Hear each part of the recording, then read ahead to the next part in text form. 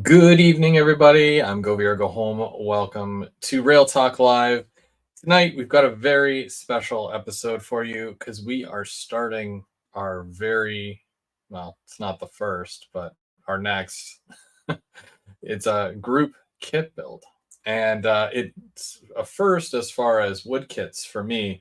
So the last couple of weeks, as you might have seen, couple of weeks ago, we had Nick from ITLA on, and he gave a live clinic talking about his company and, of course, the kits that we're going to be modeling. And then last week, because Nick had sent out a couple of test pieces, I'm going to show you those. I basically did a couple of test pieces, and I mean, as far as brick goes, I was kind of happy with them. So I'm going to try to work on that, and I'm going to pull that over to the big project, of course. The big project being this here, the York Industries. Oh, of course, the background doesn't show paper. Why would it? It's only going to show a face. I put brick up behind me here because I found it, to suit what we're doing. But anyways, yeah, that's the kit there. You can build it in either a 3-dimensional or a background flat. So we're going to talk about that live tonight, of course. And we're going to have a few people joining us as well. They also got the kits, and they're going to be working on theirs, and we'll talk about the overall build and how everyone is going to tackle this thing. I do want to get rid of that background, though, because it is atrocious. So, yuck. Okay, there we go. All right, back to normal. All right, so as far as everybody in the chat, just want to say hi real quick to everybody. I believe M&M Rails got the cookie, and Mike was not too far behind him. Plenty of cookies for all. Then we got Canadian Locomotive Logistics. Floyd Robbins, how's it going? And Sparky 107. And John 1 of 50. Mike H.O. Trains, I think you already said hi. Dwight Curley, how's it going, Dwight? And another John. And Ronald, how's it going, Ronald? Lots of room, everybody. Find your seats. We'll get started real soon. Thanks for joining us, Almar. How's it going? And Awesome Possum. Dave Co, how's it going, Dave?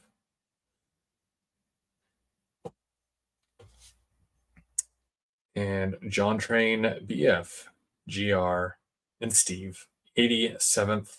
And Kyle, how's it going, Kyle?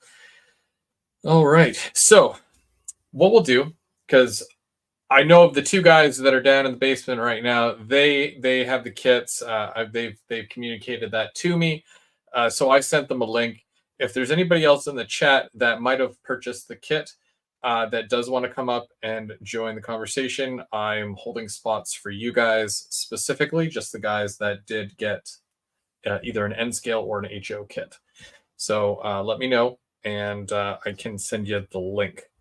But without further ado, we've got, and if those guys are ready, I'm sure they are, we've got Mr. 107 himself, Sparky. How's it going, Sparky?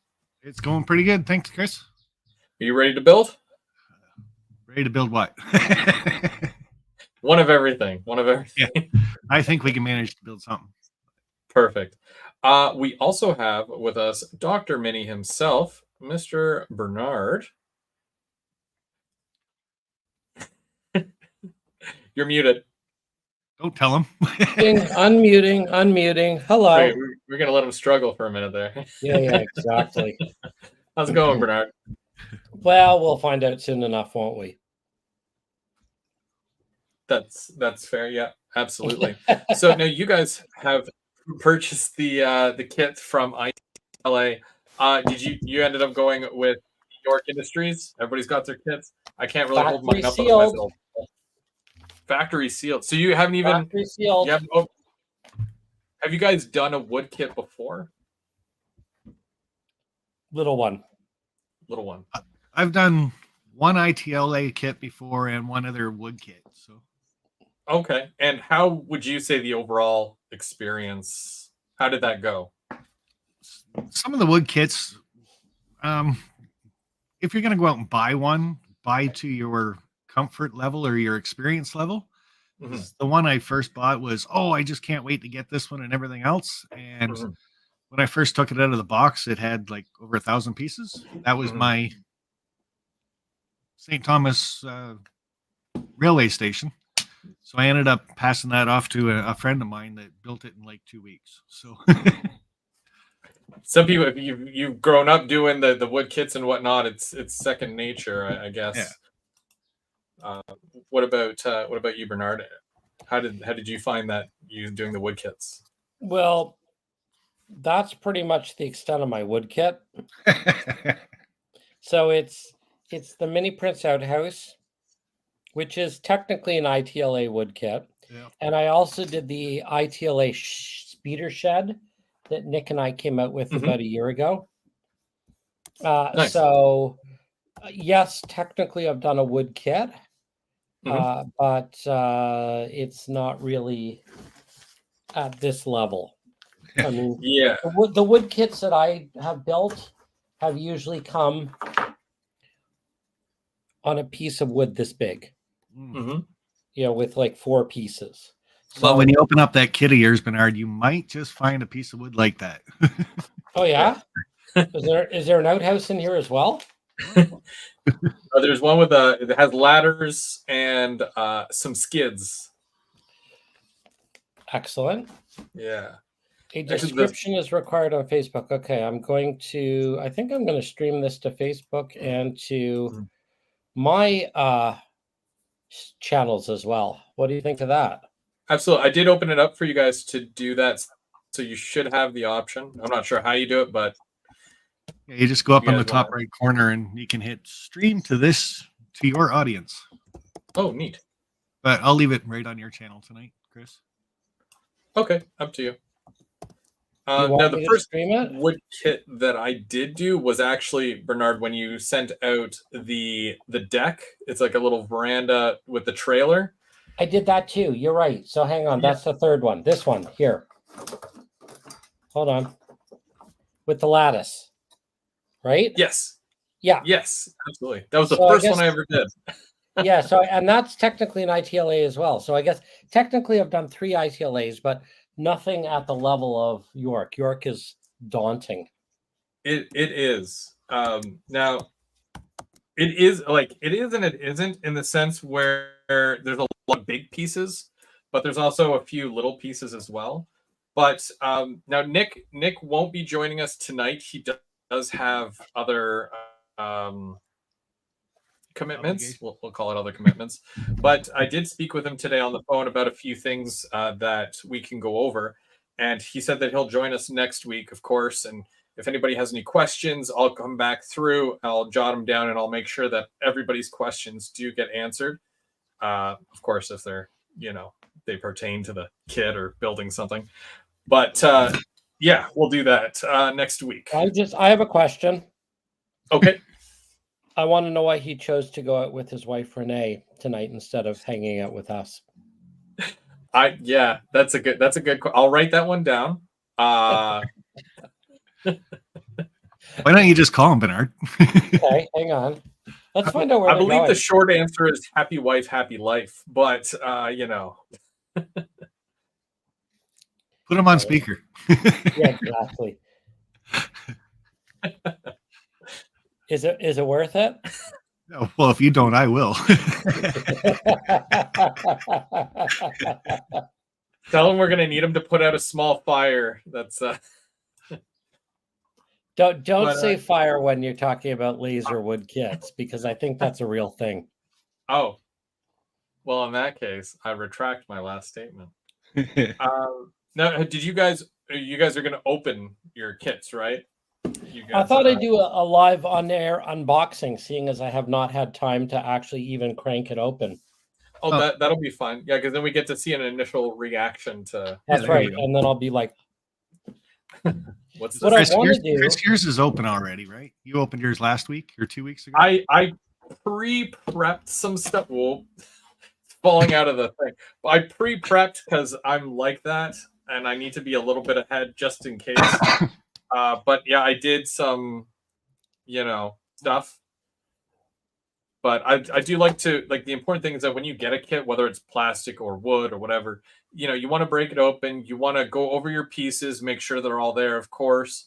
And then just get a rough idea of what all the pieces are going to be for. Just so you know what you're getting yourself into, of course. Oh, sure. Now you tell us. Well, I might have to sit out this class. I might be a little ahead. Don't tell me it's already built. He's like, so I was bored yesterday and it's already done. Oh, yeah. See, no, that's good. Oh, come on. You guys are both way ahead of me. This is no fair. I feel like I'm didn't do my homework. Bernard, you had homework and you didn't do it. You're getting an F. This is bringing back some serious university PTSD. Well, okay. Well, we can make it up by doing an awesome unboxing then. How about on unbagging? It comes in a plastic, so unbagging. Yeah. So we're gonna have to make Bernard big screen then, so he can open up his kit, but it has to show his face, not the kit. If I slice my finger open while I'm opening this up, does that mean I get to I get off the hook? You know what I really wish? I wish I had an overhead camera. I think that's something I got to invest in. Do either of you have overhead cameras? I just tilt mine down. Yeah, I just tilt mine. So. Oh, that's a good idea. Like that. Hey, there you go. Hey, do you want me to slice? As long as you're wearing pants, we're okay. What's that? As long as you're wearing pants, we're okay. I'm wearing my cool Norfolk Southern Respect the Red t-shirt. There you go. Nice. And it's, I think it says something on the back. What does it say on the back? I can't see. It's a chair. I can't All right. So am I opening this thing? Yes. So Steve 87 PSAP says his is still in the bag too. Cool. He's in California right now though, so his is probably. No, I don't feel as bad. So let's see what this thing's got in it. And then McCarville Studios, breaking open a kit and photographing all the parts is a great way to document in case you lose a piece. All right. So I think this is probably going to be important for what I need to do. Did you open it from the side? That's like opening up a Kit Kat and just taking a bite without breaking all the little individual pieces. I don't know. Is that a good thing or a bad thing? I mean, it should have been the end, shouldn't it? Like always. I wanted to show it. I mean, I don't know. It's fine. Oh my God, we're off the rails already. Okay, so we have, what do we have here? We have an instruction booklet. So I'm going to put that over here. You don't need that. Okay, no, we've got a piece of acetate. So I'm going to put that over here. Looks to me like there's some extra copies of some sort of decals, although on paper. So I've got some sort of signage, which I probably will not end up using because I have to figure out what I'm going to make this as. This looks like it's important. I have no idea what that is. So you should make yours like Dr. I believe there's awning on there. I want to, I haven't figured out what I'm going to do with it yet, but I think it has to be first of all, it's going to appear on my module for sure. So is it going to be maybe a Mini Prince headquarter building or I don't know. Actually, let's, how many people are in the chat here? We've got about 28. Okay, so I need people to come up with ideas of what I'm doing with this thing. Am I building it as a flat or am I building it as a building? And I'm definitely not building it as York Industries. So, one thing we could do is Chris can do it in a bit. Hold up the book. It does show many designs of how you can do this, or you could do it, Bernard. Yeah. Okay. So hang on. I think it's on the third page. I'm leaning towards a background flat because I think that'll be great for my module. So I'm kind of leaning more towards the orientation. Let me see, is there a picture inside? Like page 3. Page 3. Page 4. That's page 3, Sparky. Okay. Oh my God, I got to get my book out just for you. Turn the page. It is Page 5. Page 5. All right. Yeah. Well, 4 and 5. It shows. So I think I'm looking at something like this, or maybe something like this. I'm leaning towards one of these 3. So if you point in the bottom right corner, that's the one I'm doing. Configuration 15. Configuration 15. That's awesome. Can we do that with this kit? Yep. You can do all of it. Holy cow, look at all those variations. So configuration 15 is 6 inches by 3 inches. Oh, that could be beautiful. Sorry, you're not seeing it. That could be great for my module. Yeah, that I want. Almar is saying brewery. Yeah, Mini Prince Brewery. That's not bad. Okay, yeah, I'm kind of leaning towards something like that. I think that would be really nice. Definitely want something that can go trackside, and I would like something that's like either rail served. Yeah, Mike, I like the Mini Prince HQ because I'm kind of in an old building. So, yeah, I'm definitely going to go with like one of those 3 bottom ones for sure. I like that because you can put a boxcar beside it and kind of a stub track. No, does it come with a loading dock? Like, is there a? Oh yeah, there is. I think. All right. Yep, there is. All right. So we figured that out. What's Anthony saying here? Bernard, make it your company a Mini Prince factory. It'd be cool if I could bring up like tank cars filled with resin.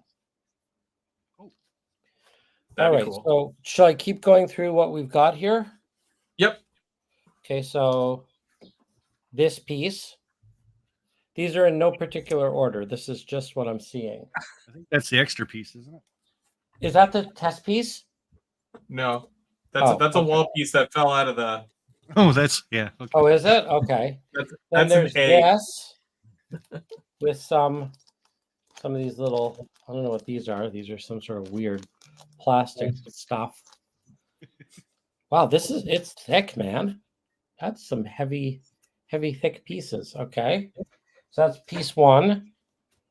Then I've got this piece. Ooh, I'm gonna. Oh, it smells so good. Oh, here we go. It does smell good, though. Oh man, I wish people could smell what I'm. I love the smell of wood kits. Okay, so that's piece 2. Then this is another. So these are thin pieces. So it looks like windows. Oh, smell the burn, baby! Smell the burn. No, hold up, Bernard. Hold up that other piece again. The piece you just had. Look at the ladders on this and the. Yeah, there's a lot of real detail on this. But just look how thin and everything is. Like, you gotta be so careful popping this stuff out. No, she didn't. Mm-hmm. Yeah, it is actually very fine. I think a very sharp number 11 is going to be required for this. I like the way Nick burns in.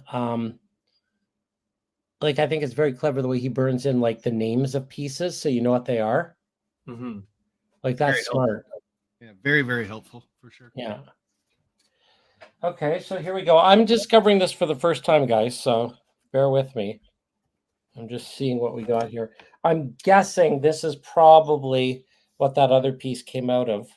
That's correct, yeah. Okay. I'm actually really impressed with the thickness of these pieces, and there's not a lot. Like, these pop right out. Mm-hmm. It's really nice. Okay. And he was saying that you can either paint it where it's all together in the sprue still, or you can take them all out and paint them individually. Yeah. And I think I'll probably like put some. I saw Sparky had some tape there, some painter's tape. I'll probably painter tape them back in and paint them.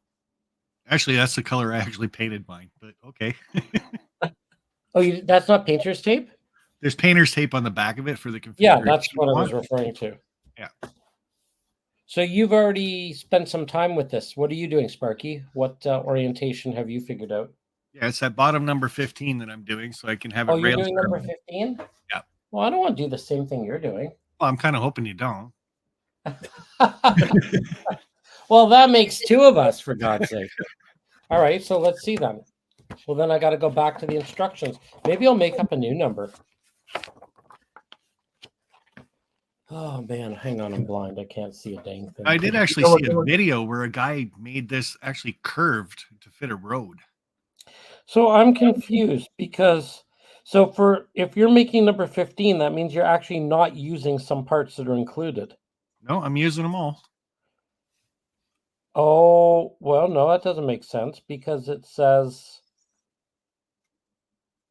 oh, I see the difference between 14 and 15. Okay, I gotcha. So 15 is longer, thinner L, and 14 is thicker. I got it. So what's the difference with 13 then?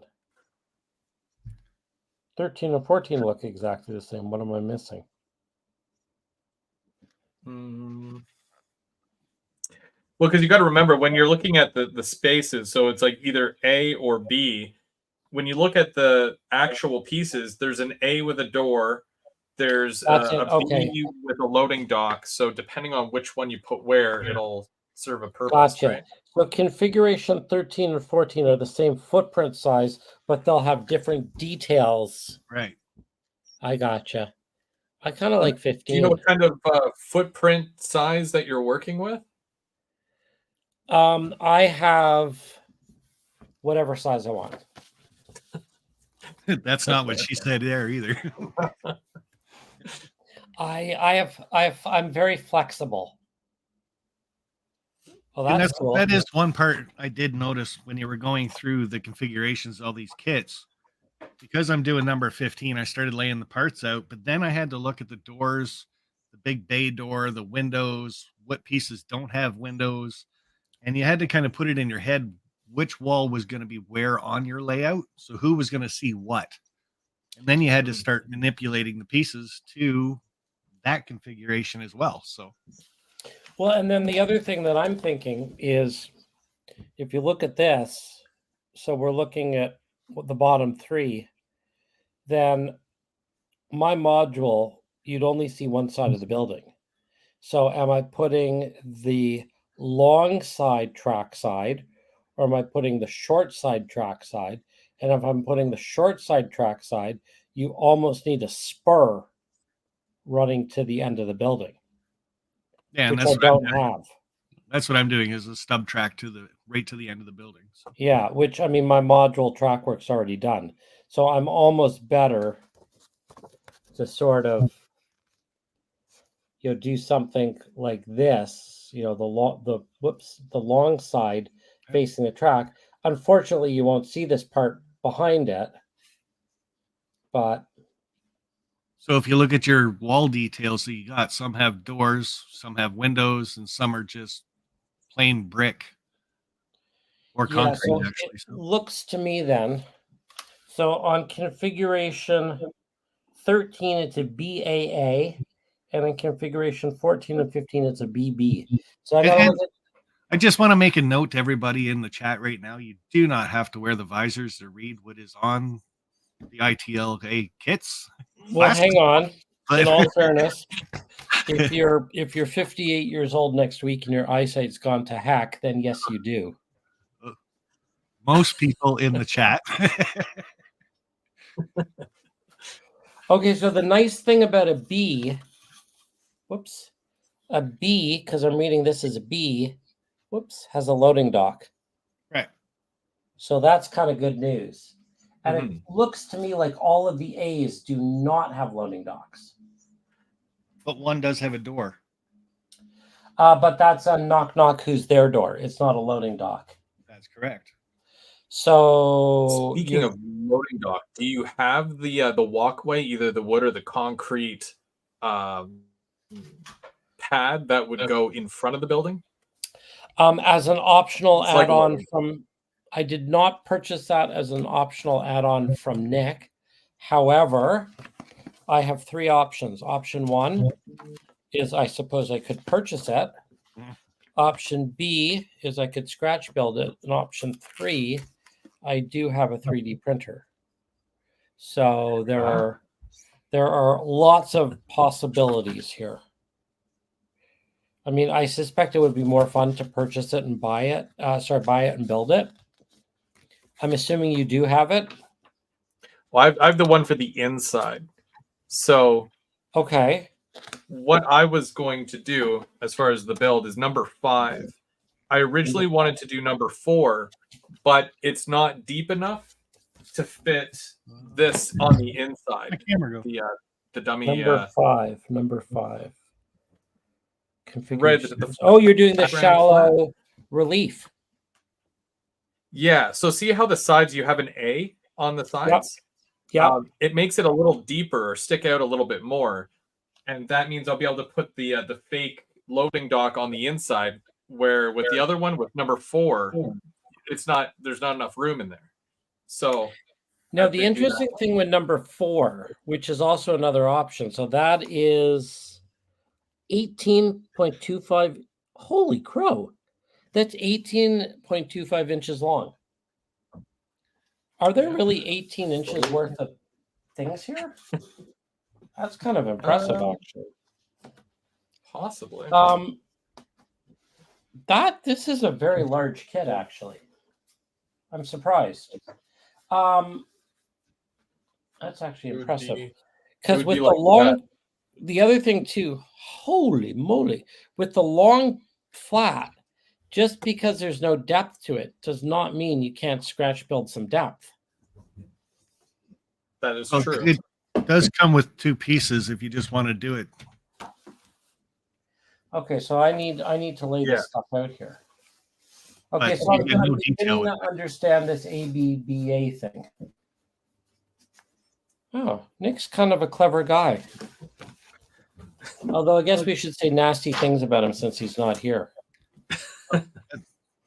Might be Renee that's What's that? might be Renee that's smart. Could be. Yeah, maybe it is all Renee. That does make sense. Okay, so where's my missing piece? Okay, here we go. Okay, so I got my flats. I know you can't see what I'm doing, but I'll show you in a minute.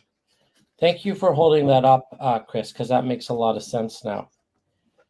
So there, if I'm correct, there's 1, 2, 3, 4, 5, 6, 7, 8 pieces to get the full length. Let's go and look at the manual. 1, 2, 3, 4, 5, 6, 7. Yes. You won't need the little end pieces, eh? The ones that Sparky was holding up.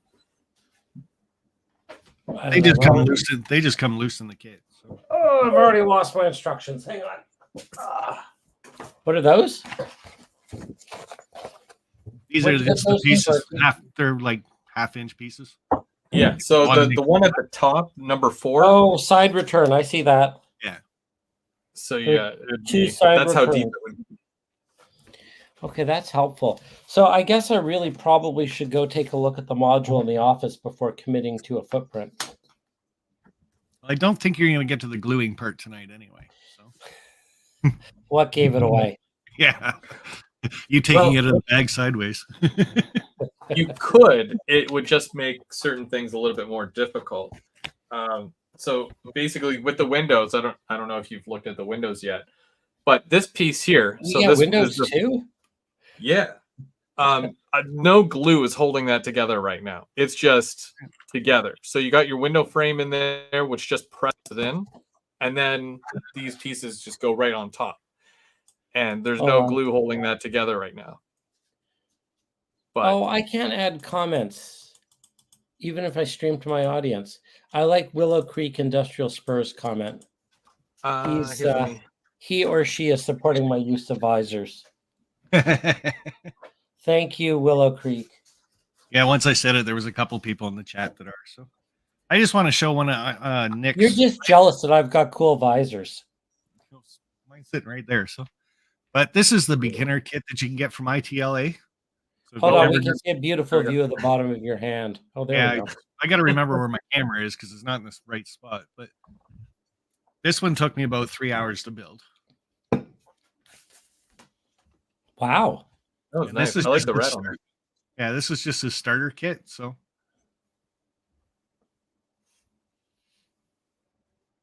I haven't done any of the roof details or anything on it. But you can even see the handrails on the steps, how finely detailed those are. And then the ladder on the side. Like Yeah. Yeah, that's nice. the bumpers are a separate piece. Like everything's separate from these kits, right? Well, I might change my answer. I'm leaning more towards a flat now than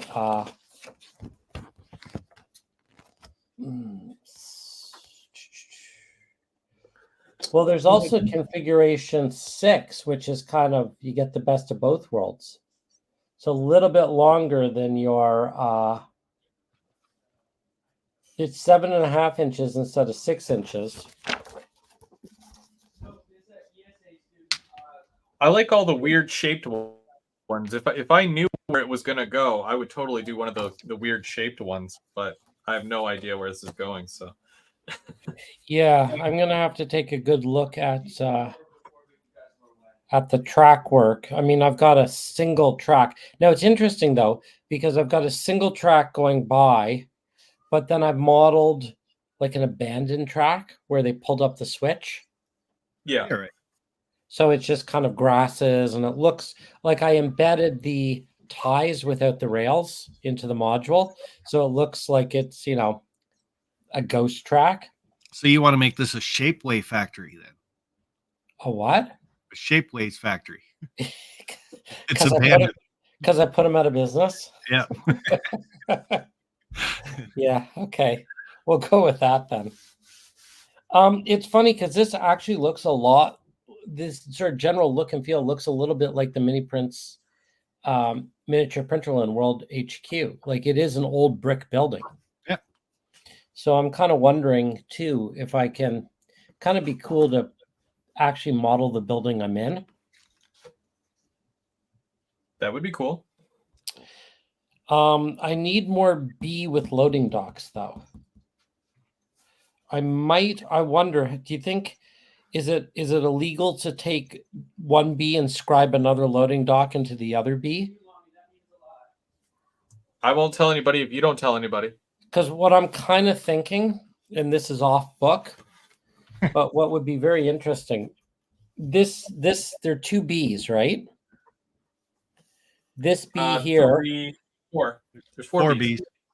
4 B's, right? Sorry, there's one B with a loading dock, one B without a loading dock, and then the other two B's just have windows or doors. I wonder if I could scribe a loading dock into this one and give me 2 loading docks. So this one would be a loading dock. And then over here, scribe another loading dock in there. I don't see why not. You just got to copy. There's a garage door. Well, I would think you'd be able to, it's the same shape. I would think you'd be able to put it over top and just trace it out. What's this piece? I haven't figured this one out yet. Oh, it's the roof. Never mind. Figured it out. The roof only works with certain configurations. If not, you I can make see your own. that. Yeah.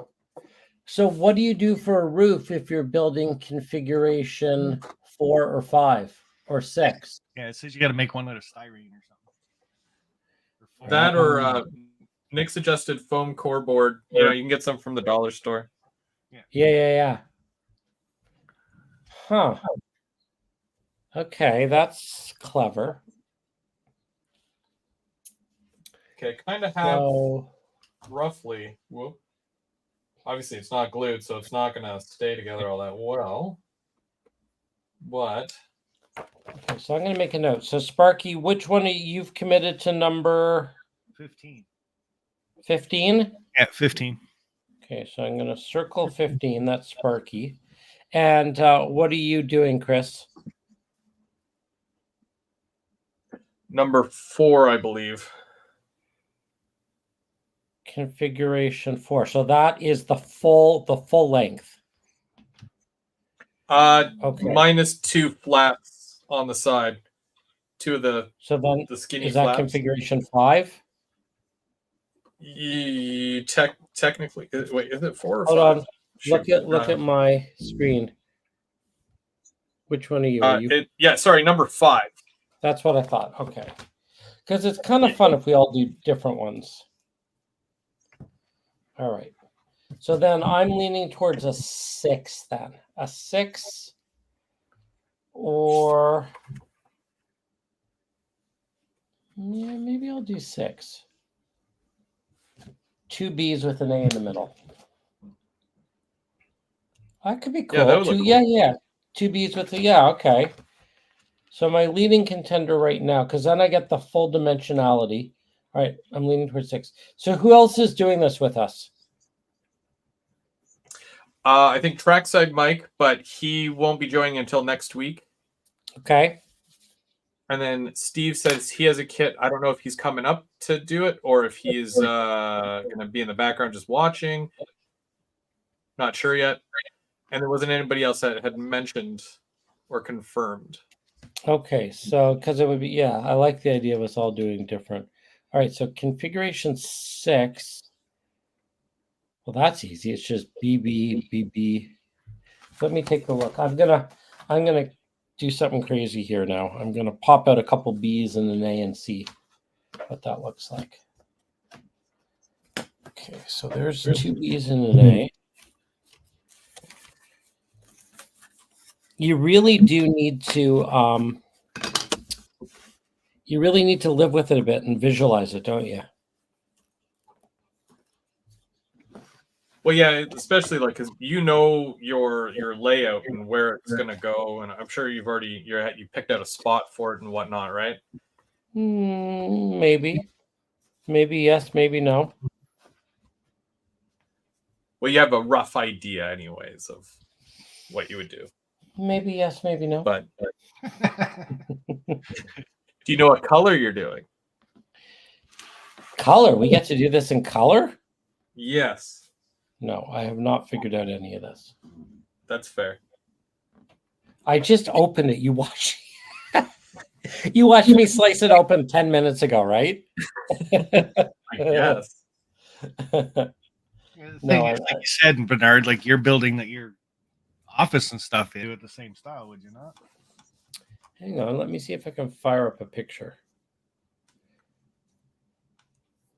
Kind of old school when it comes to putting the mortar lines in. I know there's so many different ways to do it now. You can buy a mortar product, or you can use like drywall compound and stuff like that. And I'm just simple paint and water wash.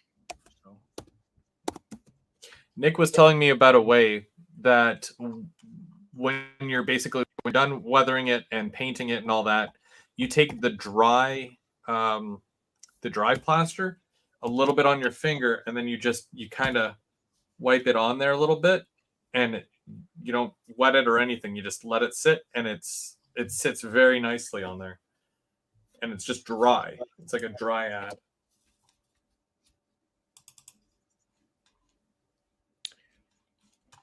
I'm trying to find a picture of the back of my building.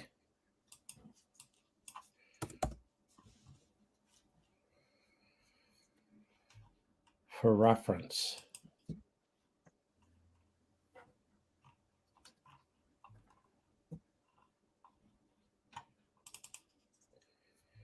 Here's the front of the building. Can I share my screen? Yeah, go ahead. Should come up here, right? Let me see. Window. Here we go.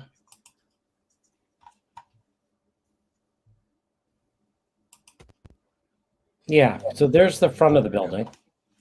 It's very similar, isn't it? Yeah, I think so. Same size and shape of windows. And it's like a black frame with a tan colored ledge. Yeah, but look at the windows. Look at the window detail. Very similar. Yeah. And it's interesting to look at the actual brick here, because this top brick very different than this front brick. Is that you poking out the window there? Is that you? Yeah. Gasping for breath as the printer fumes.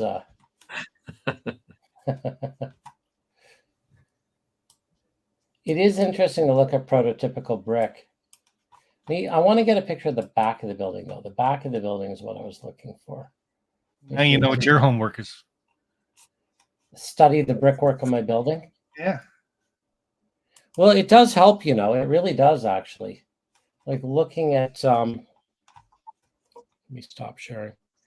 Looking at prototypical brick pictures does sort of give you a sense of what to do.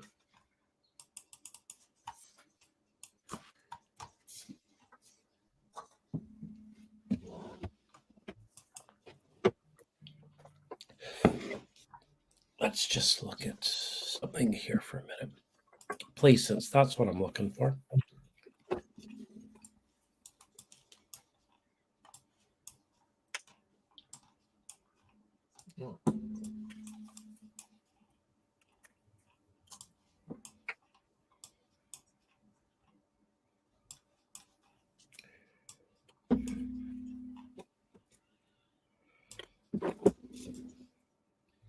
Kind of forgiving, actually, like to follow the lines, but to do the mortar lines just with the wet wash type thing. Here we go. It's kind of forgiving if you go over the lines. It still kind of sucks it up into the cracks. So. Can I share again? No.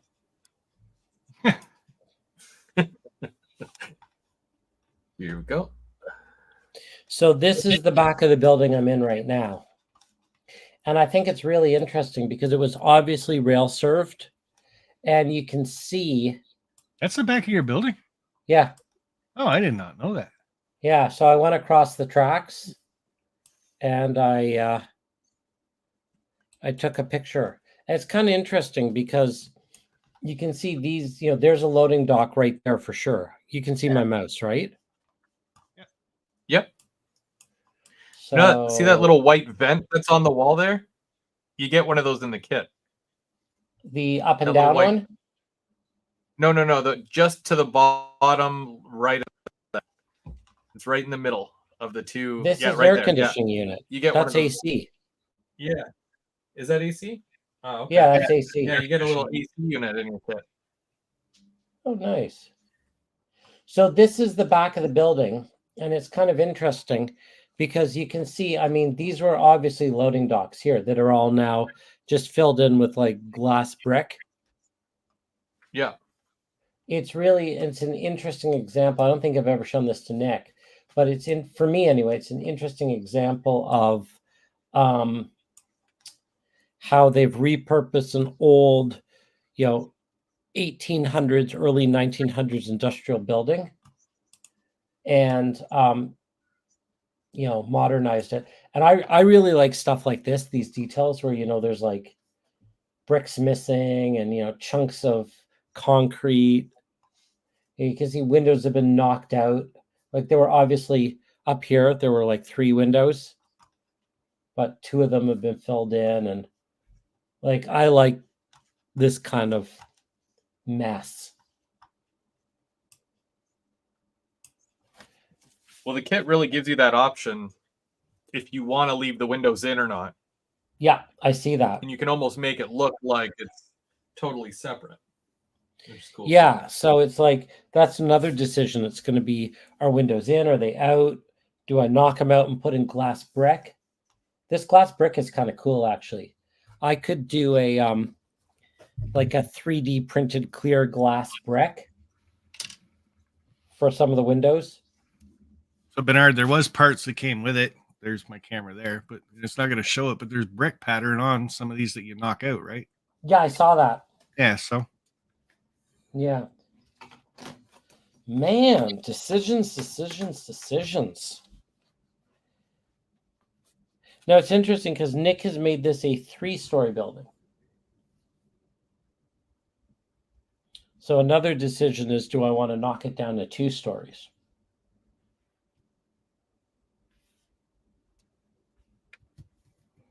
Because that would be interesting as well.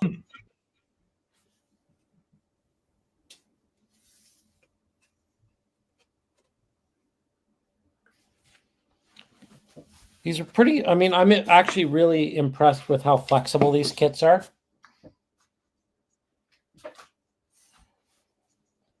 I think the last thing the book says is I actually like- use your imagination. So Uh-oh, now we're in trouble. Yeah. Well, I kind of like the glass brick idea just because it's something that I see in front of me every day. Definitely lots of AC units can be tossed out of these things. I actually haven't looked at the 3D parts yet. Let's take a look at what's in here. you forget what you printed. These actually, I will be honest and say these aren't mine. Oh, okay. These are, I think Nick might have gotten himself a 3D printer. Or I think these are his. I think he printed these. I do most of the stuff, but I think these might be. Oh yeah, look at that. Is that an AC unit? Hold on. It's Optivisor time. Oh. Okay, I see a 55-gallon. I see 2 trash bins. I see, I don't know what that is. It looks like a box. And I see 2 crates. There's a couple skids with it. I did not get skids with mine. Oh, are they Check gotta on that build- big flat piece. yeah, they're wood kit. I see yeah, okay. Oh yeah, look at all these details. Holy crow. So the AC unit is it's a wood piece. Oh, look at that. Holy moly. That's cool. What are all these main wall corner covers? So see how your walls go together like a puzzle piece? Those run right up the side there to cover that. Oh, got it. And you know, not that I need to say this, but there are a ton of little mini print details that I just happen to have that will pimp my ride. I was thinking that you need some pigeons right along the top there. Just Well, waiting. gentlemen, in the spirit of cooperation, if there's anything that either of you would like for your kits, just let me know. We appreciate that. Definitely, I've got window AC units, pigeons, for sure.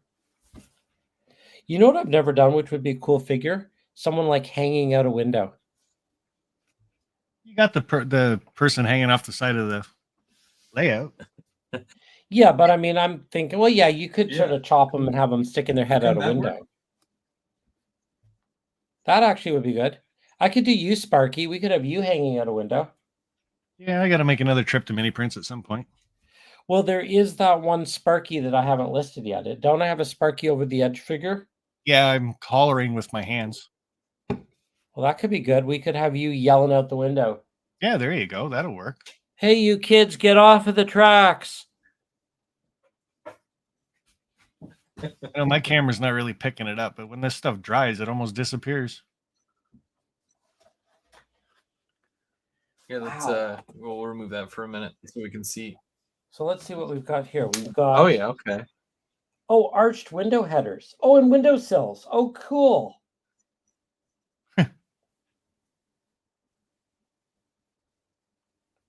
AC unit. Okay, we got an AC unit. Well, the So good what's part this? about doing this live is Bernard's not really talking to himself, but I'm pretty sure when I opened the kit, I was the same and did talk to myself. Well, I am talking to myself. The difference is people are actually listening to me talk to myself. Wow. You're okay, totally this right is- though about the smell of the kit when you first open it up. It just Oh. smells so good. Oh my God. Oh man, it's worth the price of admission just to get high off of the burnt wood. Reminds me of summer. I feel like going to roast some marshmallows. So I don't mean to like spoil the surprise, and I should probably read the instructions. But what's this? That's a canopy That's kit. there's an awning for something. Yeah. Oh, Awning for the front door. all of these? Well, you can't print just one. How big an awning is it? Hang on, let me look at the pictures again. I'm not seeing an awning. It's on one of your little boards. Are we talking about, hang on, Here it Like- is. this right here? Right. There's the awning. No, but I'm trying to picture it on the actual building.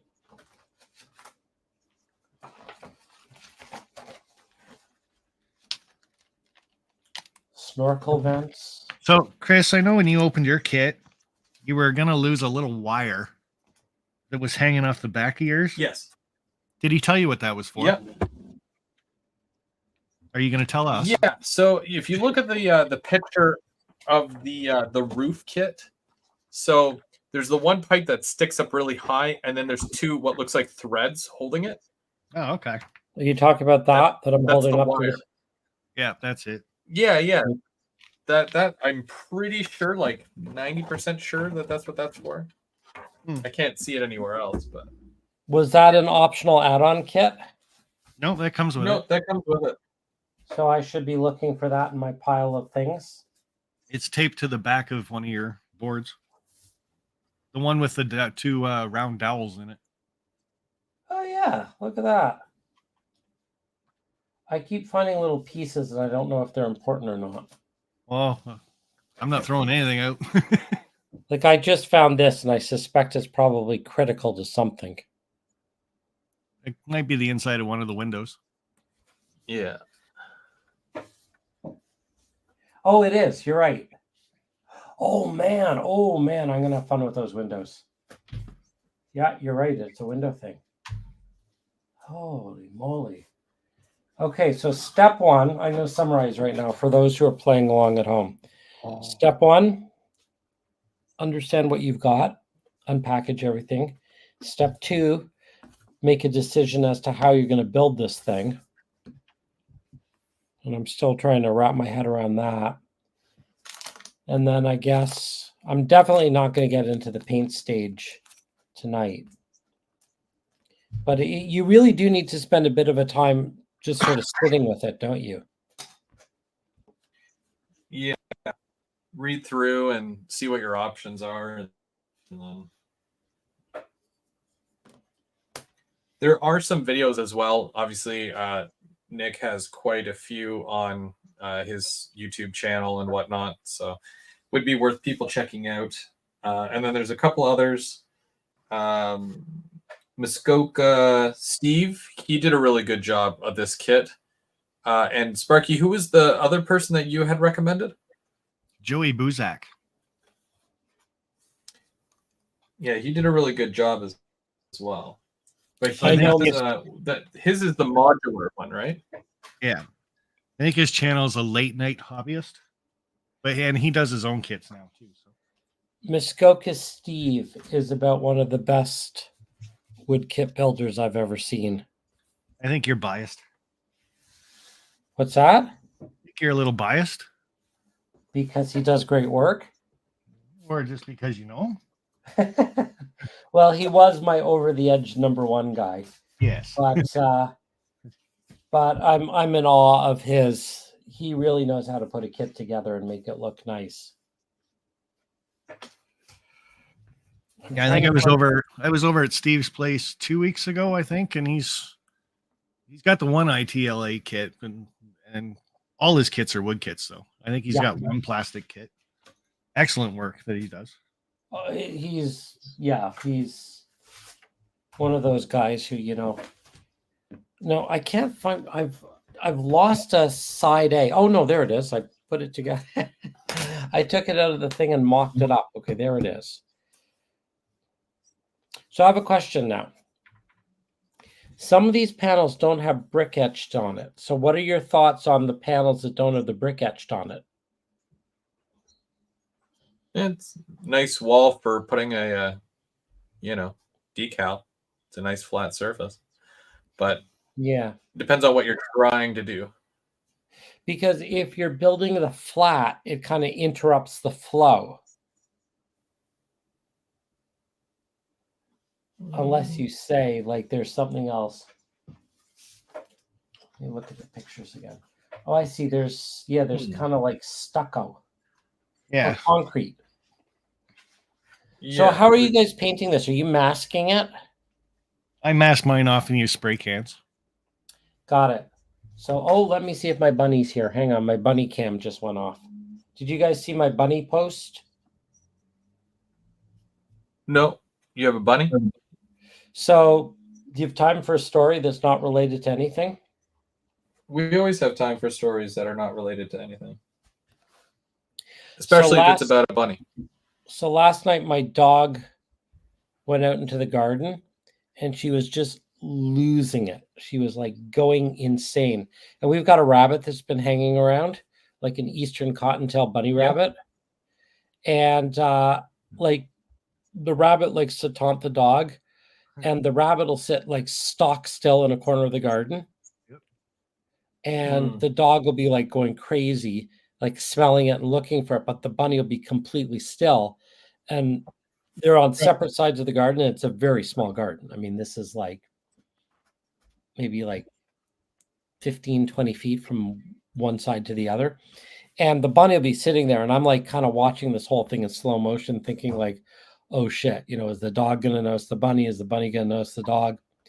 And I couldn't figure out yesterday night, and this is about midnight when I let the dog out for her last out, like the bunny was just like right there and the bunny wasn't moving. And I'm like thinking like, run away, bunny, run away. There's like this mad hound dog in the backyard that's going to eat you.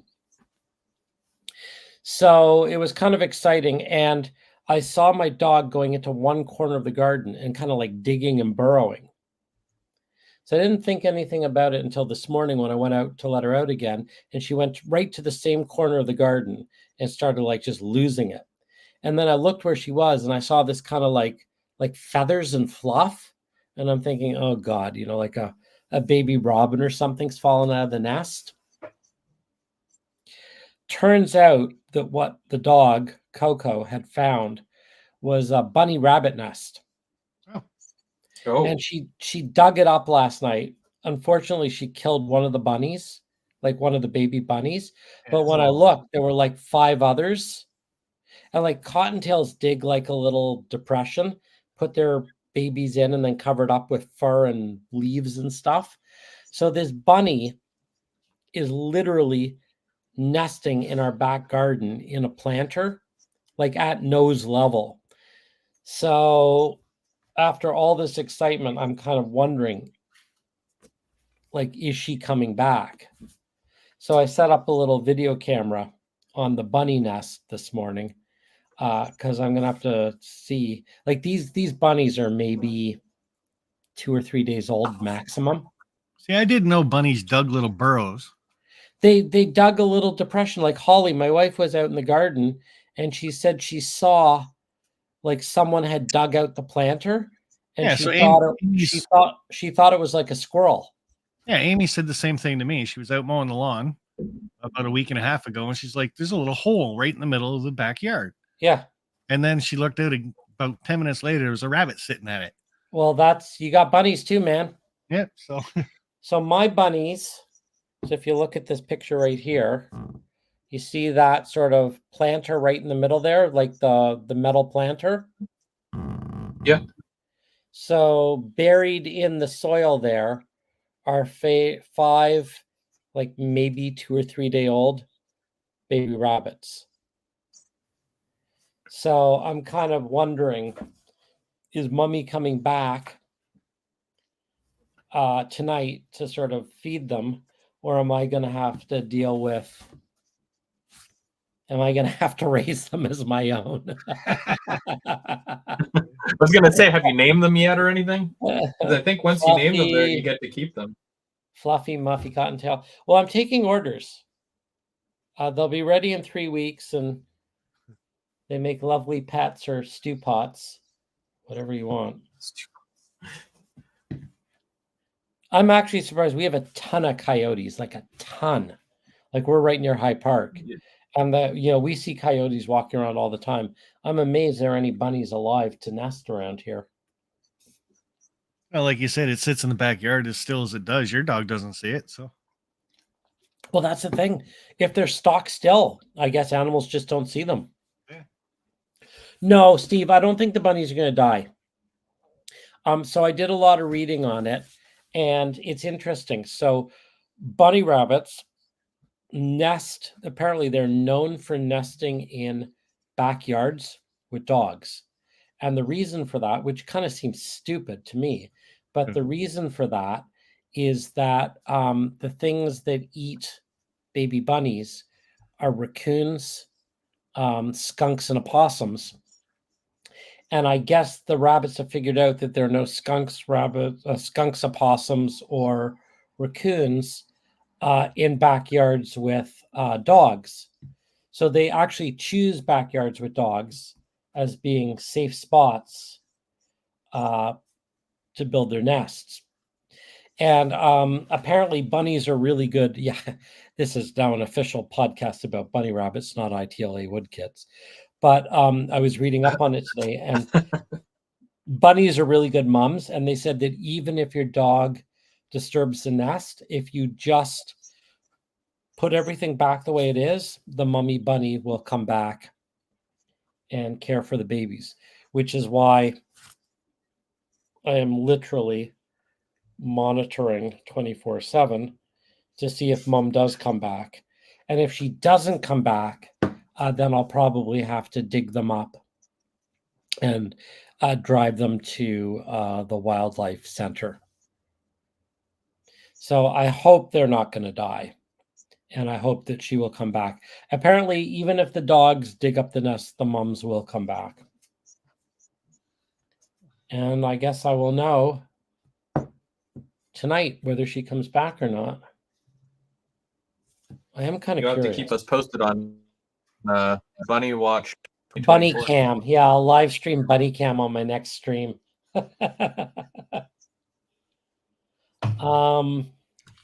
You want to see what baby bunnies look like?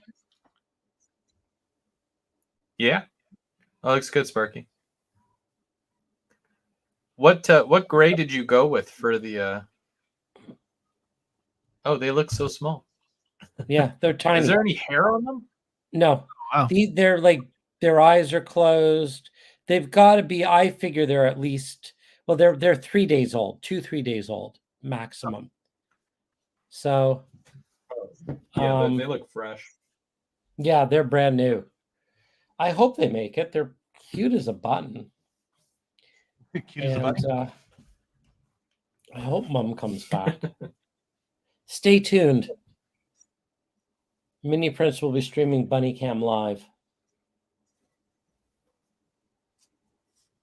And no, I did not scan the baby bunnies. Wow. Terrible. Who went with that? They do look HO. Derek says Bernard put stuff around the nest to keep the dog out, but enough room for the bunny to get in. Actually, we banned the dog from the backyard for now anyway, and we're taking the dog out on leash. So we will take her in the backyard on leash, or we will take her around the block. But she is no longer allowed in the backyard. Well, you'd still want the scent of your dog in the backyard to keep the skunks and the raccoons away. Yes. I mean, she can pee and poo on leash, but she's not allowed to rape and pillage, and she can't add bunny killer to her resume. Although I think she already has. Actually. So she's not a pirate. Arr. All right. So I have a question for you, Chris. Go ahead. I obviously need to read my instruction manual, which I'm doing right now while you guys work. But my question is, you had Nick on last week, did you not? Was that last week? No, that was the week before that. Okay, the week before. Last week I did my my sample, my build Oh, okay, sample. right. So the week before In when Nick was preparation. on, I Yes. have not watched that yet. I'm sure everyone else here has, so I'm behind. But what do I need to know based on that broadcast? What were the tips that Nick gave you that are worth passing on? He actually, well, because that was more of an introduction to ITLA and the kit that we'll be working on. He didn't really get into the specifics, except I did open up my kit. That's when I opened mine. Okay. So I got a good look at it, a good whiff of the burning wood. Very nice. It was a whole ordeal. Spectacular. And then I made some of the similar comments that you had made, where a lot of the parts are labeled what they are. They're not just numbered; they're labeled, and right, to really help you out. Okay, so I'm basically just repeating what you've said. Yes and no. I mean, like, for those who don't think or might think that it might be a biased opinion, I mean, everybody knows that I've done my share of plastic kits. And Right. I think one of the biggest things here is after painting the brick on a wood kit compared to the brick on a plastic kit, the paint itself absorbs into the wood really, really well. Where on plastic it sits on top. So when you're doing your layers of brick and whatnot, it will absorb and it doesn't sit on the top. It works. You keep all that detail with the wood kit, so you're gonna have lots of fun with it, I think. I'm reading Steve's comment. Did you see Steve's comment? Open from the top. I might as well just quit right now. I've done it all wrong.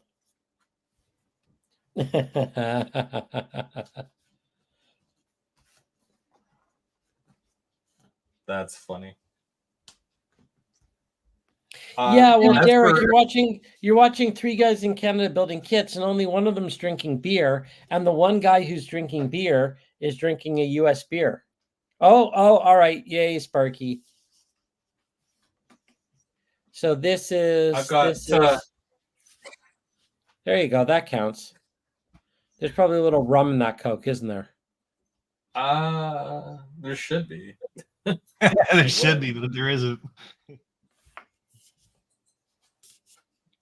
Oh, hang on. You guys want to see the bunny killer? Come here, Coco. Hey, come here. Come here. Come on up. Let's show everyone what the face of a bunny killer looks like. Here we go. There you go. Did you kill a bunny? Did you kill a bunny? Yeah, she did. Murderer. Murderer. Murder. Hi. Hi. Do you want to go outside and eat some bunnies? No, you can't. I'm sorry. Yes, the face of a killer. All right. It's amazing how badly she wants to go out and check out the whole bunny situation. All right. Okay, so any tips that based on either what Nick said or what you guys have learned, anything that I should take away as I go and start thinking about painting these things? Because I guess once I read the instructions, I'm going to have to start thinking about paint pretty soon.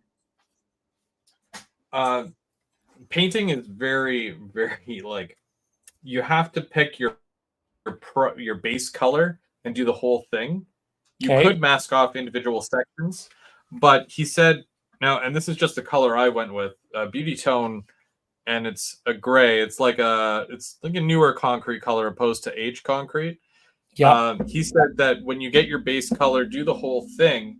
That way, it absorbs into the wood, and you're building a foundation from that. Right. And then he suggested any brick that you do, This is red oxide. Yep. Krylon. It smells really, really bad, so make sure you're ventilated really well.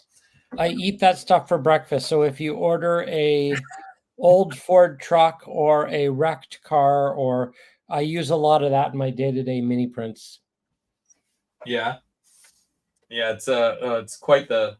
Also, it works well for CN. If anybody's wondering, you're doing cool. a CN car. I actually painted half my studio was painted in that color. Oh, nice. Yeah. Another thing he said was that you can. So I've got this clear coat. People were giving me the business last week because in between my layers of whatever, I didn't clear coat, which is totally fine because it was just a test sample.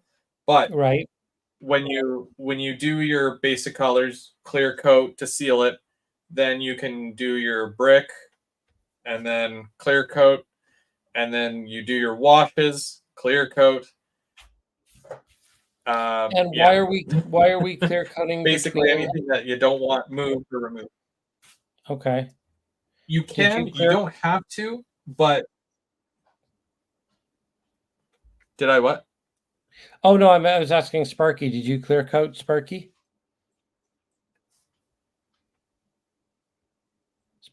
Sparky's on mute. There we go. I'm unmuted now. Yes, you are. Did you clear coat? Yeah, after every layer, I did clear coat. Okay. And he also says that's because of some of the weathering that you do a lot of rubbing. Right. You don't want to rub off the layer before it. Mm-hmm. So you clear coat it, let it dry, and then go into your weathering and stuff like that. So did you spray everything in the brick color and then just mask out the brick in the red oxide, or did you only spray the concrete in the concrete and the brick in the brick? So I sprayed the gray first and used painter's tape where I was going to paint green, and then I let that dry, and then I clear coated that, took off the painter's tape, taped over the gray, and taped my green, or painted my green. So you're not doing brick? I am, but it's gray brown brick. Got it. And what did you do, Chris? Completely gray for everything. Then I masked off wherever my brick is and wherever the chips are away from there. Then I did all that in the oxidized red. Okay. I also popped out. These are all the. You can't see it because it's all oxidized red right now. But any of the round topped, so it gives you two different ones. There's the square top and the round top. So I did all these. You're talking about the arched window headers. Yeah. Got so it. Those I did in the oxidized red, and then the little sills that go at the bottom, which are right here, you can't see those again because they're all in the gray as well to match. Okay, got it. Got it. Interesting. Yeah, this is not done. A matter of having like a plan of attack. Yeah, I'm beginning to get a sense that I need to. It's funny because the first night it's very much just wrapping your head around it. Ooh, I know what I want to put on my building. I just figured out I want ivy on my building. Those security cameras would look real good. Yep. Security cameras would be great. The air conditioners would be great. What else? I've got, yeah. How many weeks do you figure this will go? Well, I wanted to get through May 1st, so May, and then we'll see come June. If you guys need another couple of weeks, we can keep going until everyone's done. I'm not going to rush it. Are we going to take a break on the Saturday that Sparky and I are at the YouTube meet and greet, or are you going to forge ahead? Probably. Yeah, I don't mind. Okay, so that's the so that's 18th. 24th? 18. 18. I'm sorry. So in other words, So next week I will paint, or I will have it painted. Then the 18th we're off, and then the 25th we're on again. Cool. Okay. why don't we do the promo stuff? We can totally do promo stuff. Sparky, did you want to talk about the meet and greet? Well, meet and greet is basically go over to my channel and check out the videos for it because you're running out of time. Oh, Sparky, you're such a good marketer. Yeah, I know, right? No, it's the third weekend of May. It always is. It's kind of when I take a holiday, and I like to keep it train related. So I just put it out to everybody that they can join me. And all the links for this year I have in a couple videos. So if you go to, there are a couple 3-minute videos I got. So if you go to those videos, all the links, all the tickets you need, they're all right there. What's the first one is Jim Thorpe on the Friday, 3:00 train. It's the Dome car. You got to get your ticket beforehand on that one. And then Saturday is Reading, Pennsylvania to Minersville. It's in an RDC. We go down there. It's an hour-and-a-half trip there.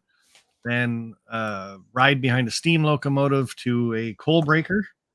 And then the RDC back to Reading. Make sure you get your ticket that says returned. And that'll be good. And then Saturday or Sunday, we're going to Hamburg, the Reading Museum. And I'll let Bernard say the last place that we're going. So I'm going to be all day. Well, I guess from 2:00 till 8:00 on Sunday. I am going to be scanning at the Lee and Keystone Valley Model Railroad Open House. And actually, I want to share my screen here for a second. So hang on. Oh, was I already sharing? Uh-oh. No, Yep. I was? It was in the basement. Oh, okay. Sharing from Let me share this new screen, because I don't know if you've seen this, Sparky, but this club, I guess it's a club and a museum. They've started sharing some promo here. Hang on, I've just lost my screen. Give me 1 second here. All right, there we go. Present, share screen. Okay, this club, they've started to share pictures. Oh my goodness. This is one of the largest club model railroad layouts in the US.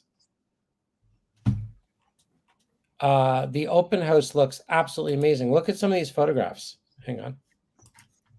Yeah, he said it's 45 minutes if you just want to walk through real quick.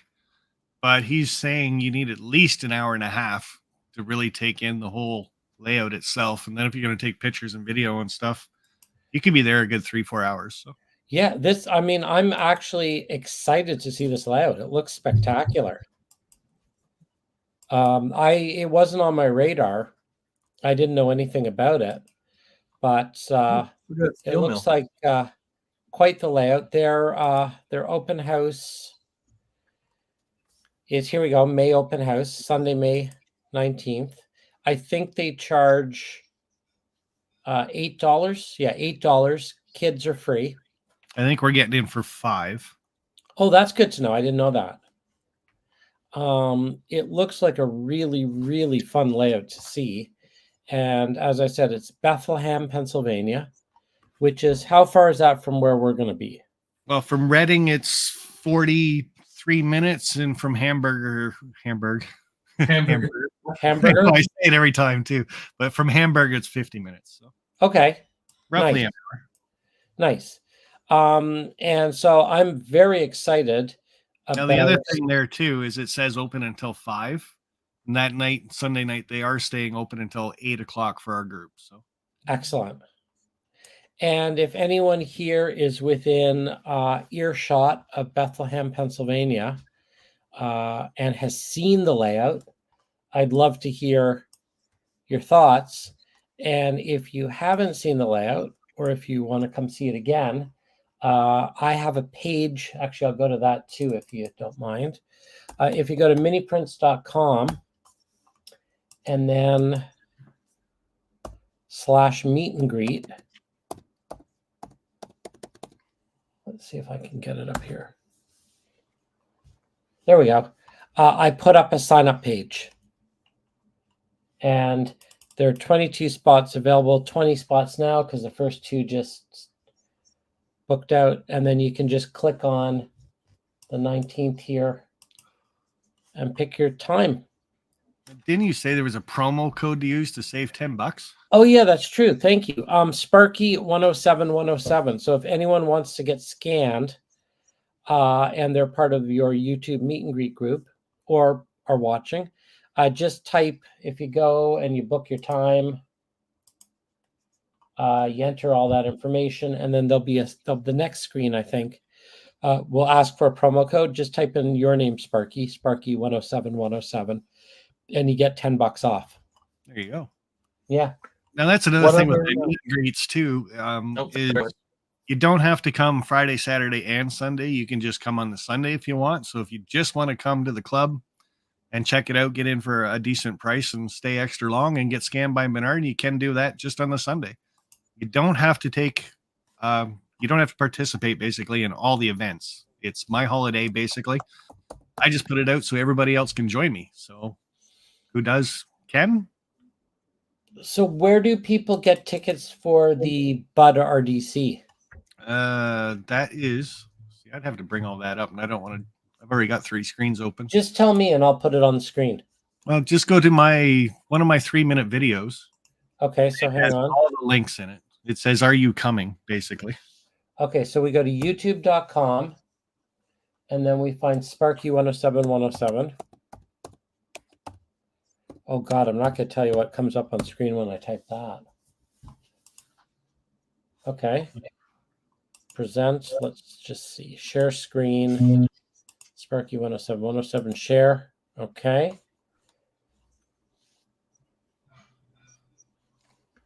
Trying to watch paint dry on my camera. I think it's done. So another thing I did, Chris, on this, because you're probably going to put lights or something, but I painted the back of mine all black, right? Okay. So where am I looking here? Just to get rid of that color. Videos. I'm not sure how the light bleed would work with these because it's so thick, right? But that is a really good idea. Here we go. Yeah, that's all the links you need. Okay. So here's the... Oh, shoot. It popped open a new tab. Hang on. So yeah, the Minersville Day Out 2 RDCs. Get your tickets now. Yeah, there it is. Yeah, scroll down a little bit. You'll say get your tickets. Yeah. So I've been on this RDC, by the way. Yeah, we don't want to talk about that guy though. No, I'm just saying, I'm not talking about that. I'm just saying I've been on the RDC. So much fun. So scroll down and hit get your tickets. Okay, itinerary. Depart 9:30. Oh, yeah. Okay. Arrive at 11. So what happens between 11 and 3:30? What's in Minersville? That's when we're going to take the steam train down to the coal breaker. No, do we need a ticket for that? It's part of it. Oh, good, because I don't think I got one of those. And then, okay, so this is a full day. So this is like basically 9:30 in the morning. We're back at 5. That's right. Okay, so click on buy tickets. Okay. Click. I know it opened another window. Hang on. Oh, I just want to know how many tickets are left. So if you go to the Reading one. Okay, hang on. I'm working on it. There we go. Pick your departure. Departure station, Reading. There's 44 tickets left. So out of how many? 130. Whoa. Okay, so they are going to sell out. So that's in less than 3 weeks, right? Yeah. Or in 3 weeks, I guess. But yeah, guys, if you're coming, get the tickets for that. And that is a once in a lifetime experience. It might even say that in the description. Actually, for me, it's twice in a lifetime, but that's the trip to Minersville in the coal breaker. Okay, that's once in a lifetime. Yeah. So It's The- tracks they the- don't normally use for their passenger service. That's true. That's true. I have not been on that trip. So, like I said, when it comes to my meet and greets, I do try to throw something that's unique out there, and the Saturday is the unique day. So my dad, I'm going to change subject for a minute. May I? It's not another dead bunny story, is it? No. So my dad has a ton of National Geographics in the basement. And I was going through, like, they're all from the 30s onwards, like 30s, 40s, 50s, 60s, like every single National Geographic from 1930 to like 1985. And I was going through the old National Geographics and pop open this the screen, Chris. Oh, yeah, there we go. Sorry, I was looking at the thing and Yeah, no problem. So there are all of these. So Bud advertised full page ads in the 1950s National Geographics. Oh, wow. And I have all of these unbelievable Bud ads. They're just absolutely spectacular ads from like the 1950s. Like, I think this is 1954, I think, something like that. These ads are just gorgeous. that is really cool. Yeah, it's really fun to see all these old Bud ads, and the graphic arts on them are stunning.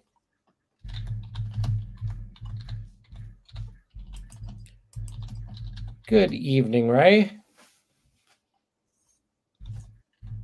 Split Rock has joined, I see. Yeah, it's fun to ride an RDC. It's something that you just wouldn't actually get a chance to do normally.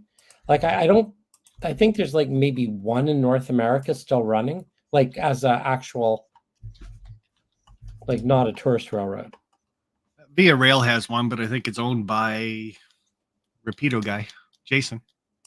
I thought, no, Via still has a Via one, I think. Isn't that owned by Jason? I don't think so. I think it's on a regular Via run. Oh. But I don't know. I thought it No, was he sent owns to one of them. the same yard as the LRC and all that.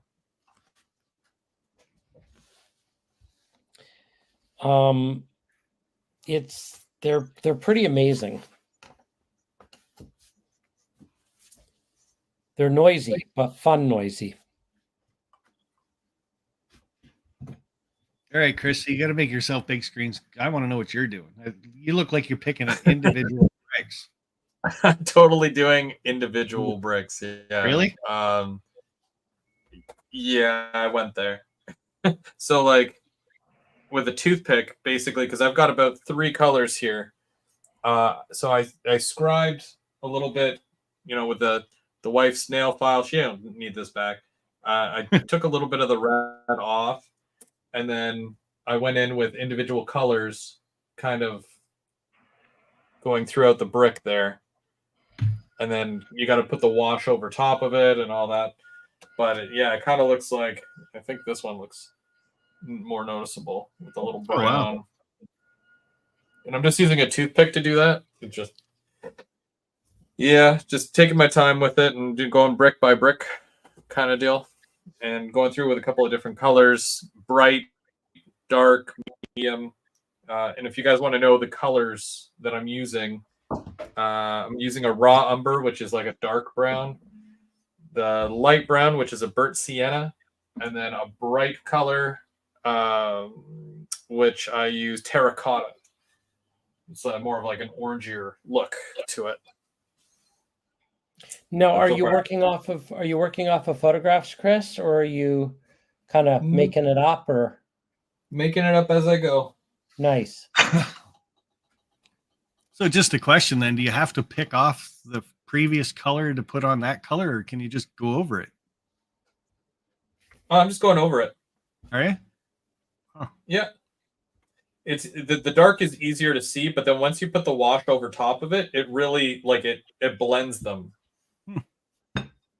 So if you go too bright, you can just put a little bit of a darker color over top of it, and then it washes it right out.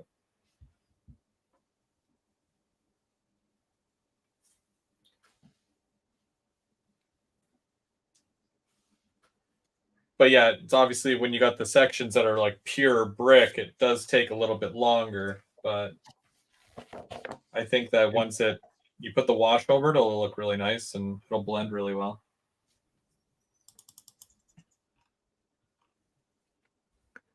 Yeah, so John's saying the Sudbury to White River train 181 uses the RDCs. 3 of them. That's the one I was thinking about. Sudbury to White River 181 is, I think, scheduled via. That's cool. And I remember reading somewhere that it's like the last RDC in commercial operation that's not, like a tourist railroad. Yeah.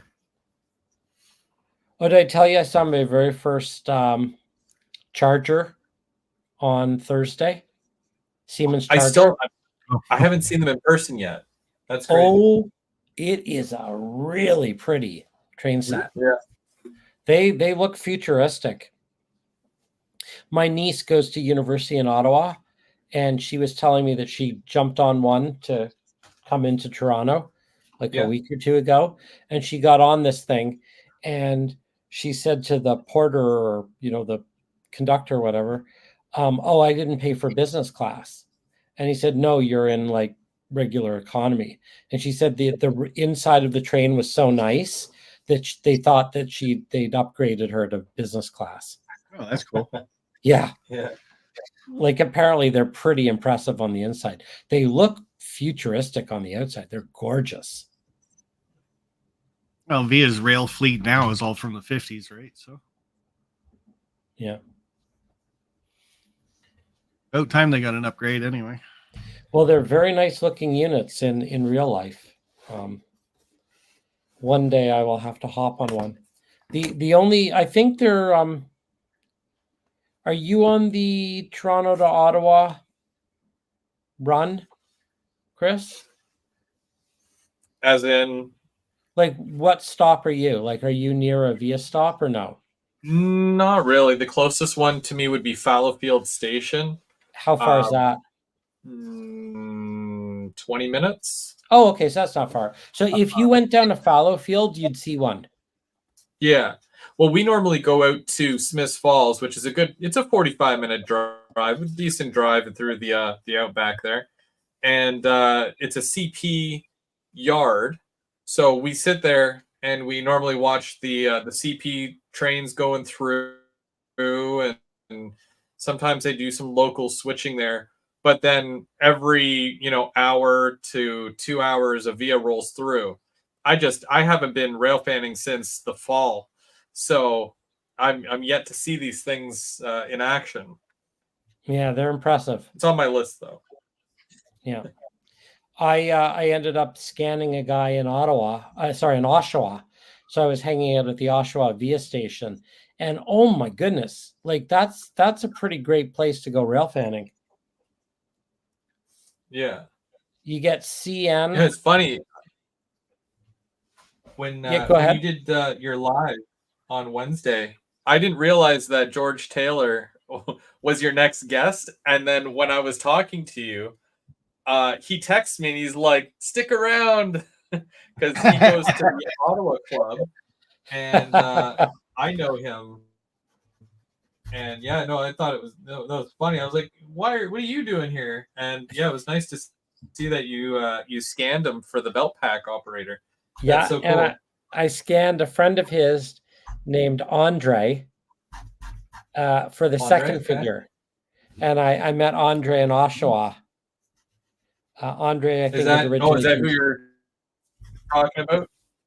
Yeah, well, I was in Oshawa to scan the second figure because I wanted the two different figures to be two different guys.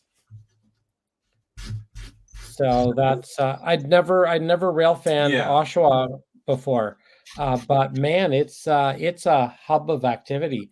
I think like a CN went by, as then like a Via was going by, and a Go pulled in behind, and then on top there was a Genesee and Wyoming GEXR X Conrail GP15 switching the GM plant. So it was like one of those things where like you've got it looked like someone had built a layout where trains were going over trains were going over trains. It was amazing. It was a lot of fun. Yeah. Yeah, that's cool. Yeah, you guys get all the action out there in Toronto. That's what I miss about living in Toronto.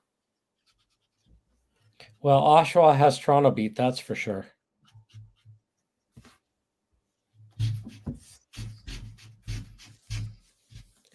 Oh, when will those belt pack operators be available? Asking for a friend.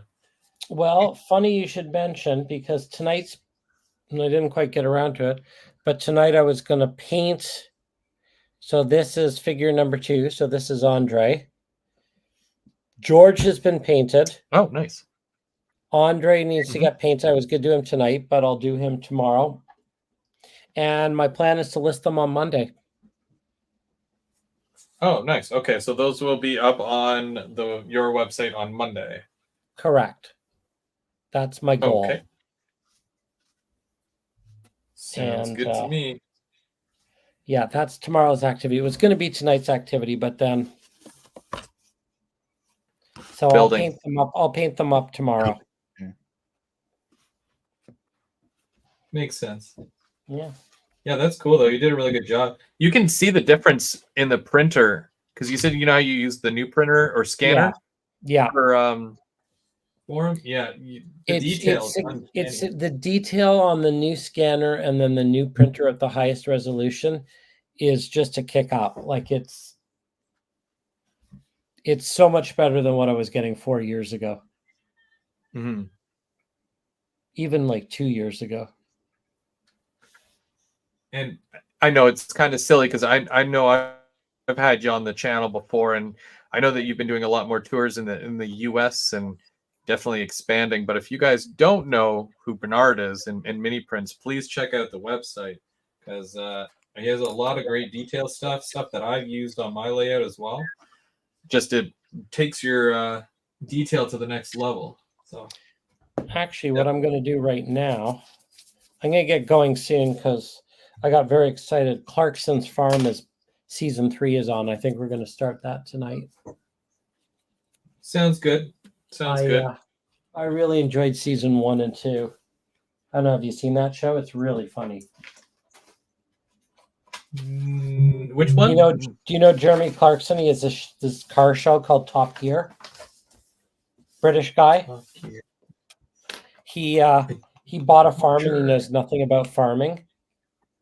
And it's a really great show. I think it's on Amazon Prime. Actually, I'm sure it's on Amazon Prime. And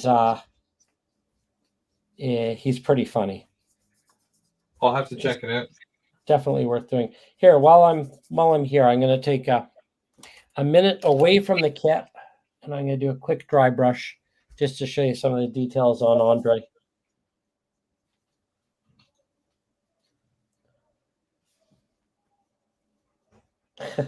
There's someone screaming outside my window, "Go Leafs, go." Is there a game on tonight? Are they winning? There must be. We can hear all the bars out on Roncesvalles, which is our main street, like a block away. So whenever there's a sporting event and the team's winning, you can hear the people in the bars yelling.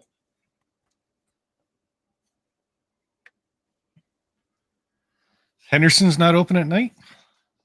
Oh, I can't hear them from here. They're a good kilometer away. No, I was just wondering if they were open for it. Oh, I'm sure. Why, you want to meet me there? Yeah. A little late now.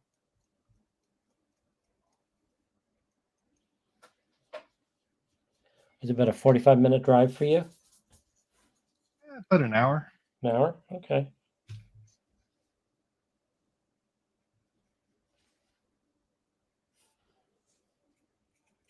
Depending on traffic, mind you. But... Oh man, it took me an hour Thursday night to go across town. 10 kilometers. I don't know what's that in miles. Does anyone know? 7.2 or something. Okay, so it took me 50 minutes. 50.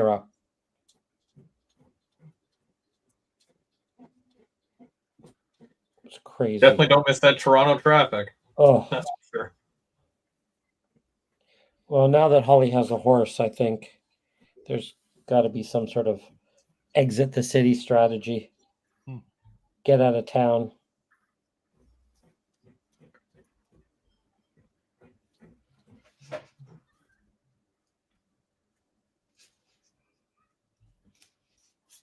I figure the Leafs are winning because I can still hear kids outside playing hide and seek and tag and stuff. I didn't think kids did anymore.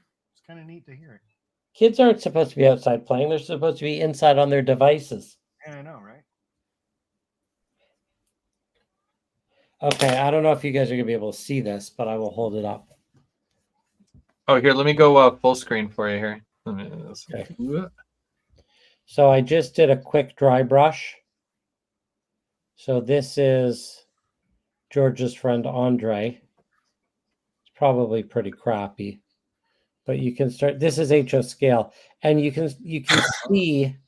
I know the focus is crap, but you can literally see like the facial features on this figure. It's insane. Yeah, that looks really good. Like I cannot believe, probably need more light on it, but you can see, all the wrinkles in the clothing. Like it's. And these were to complement the Rapido Jeep 9s, but are you going to have them for N scale as well? I will definitely. You know what? I can probably print them in N scale. Yes, I will have them as generic belt pack figures in all 4 scales, N, HO, S, and O. They're going to look incredible in O scale. Like they're going to be off the charts. So yeah, the answer is yes, but they're really made to go with the Rapido RMs,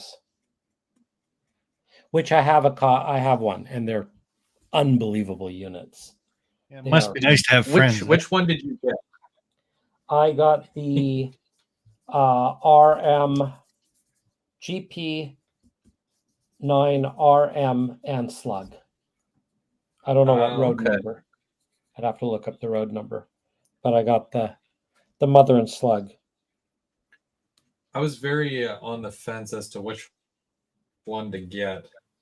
I really like the zebras, so I was thinking 2 zebras. No, I didn't get it. Here, I'll show you which one I got. I got. Well, I've got a picture. Hang on. The noodle. La la la. Let me show you the one I got. Let me go back to images. People library. Here we go. You don't need to see pictures of pumpkin.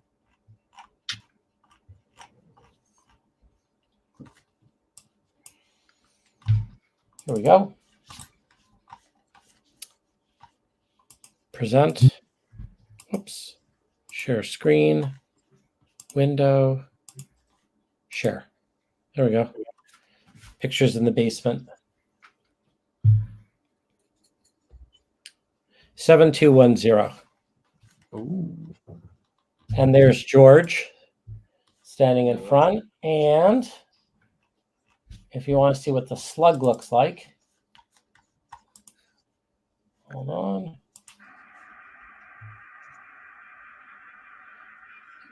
I don't know if you can see it. Can you see the strobe on top? Yep. Oh yeah, on top and underneath by the fuel tank. Yeah. Jeez. It's a really nice unit. Steve wants to know what happens when you put salt on your slug.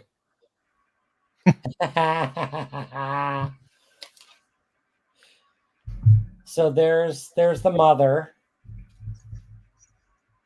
And then here comes 254 is the slug. And what's really interesting, is it heavy? In real life or in the actual model? Yes. Yeah, the real one I'm pretty sure is I meant the slug itself. Does it have a good amount of weight to it? Oh, absolutely. As a matter of fact, it's even got a decoder in it. It's got its own sounds. Oh, wow. And it moves independently of the mother, because I had the two. I didn't even consist them. I had it on 0.3, right? Because I haven't programmed it yet. And I had the mother and the slug put together on the test track, well, on my little module there. And I was cranking it up and it wasn't moving. And then I realized that when you like just run it on locomotive 3, like the default, both units are powered. So like I uncoupled them and I moved them, and I had them the wrong way. So the mother and the slug, like one was moving forward, one was moving backwards. So both units have decoders in them and both are powered units. So the actual slug, the slug is not like a dummy unit that just gets pulled by the mother. Like it's a full locomotive with a full decoder in it.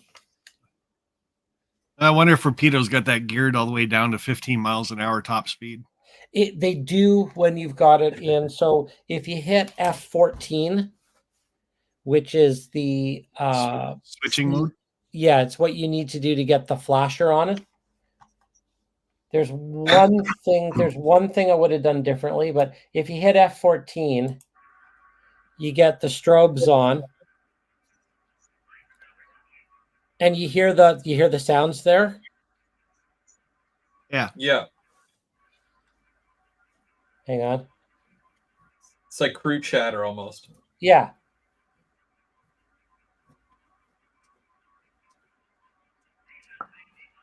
There you go. I don't know if you heard that. But what George was telling me, and this brings up a really interesting point. So I was saying to George that I love the strobes, but I find sound-equipped locomotives are really annoying sometimes. I want to mute the sound. Just because if you're like, I was taking photos of it. So the thing was going for like half an hour, and I was like, okay, like just F8, F8, F8, right? Just to keep it quiet. If you cannot mute the sound and have the strobes going. So if the strobes are going, the sound is going. And what George said, and this will bring up another interesting point actually, is the sound is not coming from the locomotive, and it's not coming from like the radios, it's coming from the actual belt pack. So the remote control unit that they're holding is making those sounds. Like the sounds are from the locomotive played by that little thing he's holding, the remote controlled unit. And it's interesting. Steve asked a question that I was curious about, like why the slug? Like why not just the locomotive, right? So I had all these questions for George, and the question I had was like, well, if they're a two-man crew, so if it's him and his friend, and they both have these belt packs, these remote control units on their, around their shoulders, why don't they just have a two-man locomotive crew? Like, what's the advantage of actually having a remote controlled locomotive, right? Because it's still the same amount of labor. Yeah. Well, why not just put a guy in the locomotive and have a guy, coupling and uncoupling cars? So George started explaining it to me, and what I realized is there are going to be like a ton of people with these mothers and slugs from Rapido that have no idea how they prototypically operate. So George and I and Rapido are going to put on a master class probably next month. So I'm guessing like early June, and it's going to be how to prototypically operate your GP9 RM mother and slug with, of course, your little figures, but how to actually like work them in the way that a real CN engineer would work them. Because like Steve and everyone else, I have questions. Well, I always thought that's what the beacon meant was remote control. They do, yeah. But like, why even bother with them? Yeah.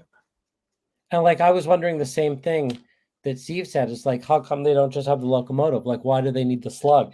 Or why don't they just put two locomotives together?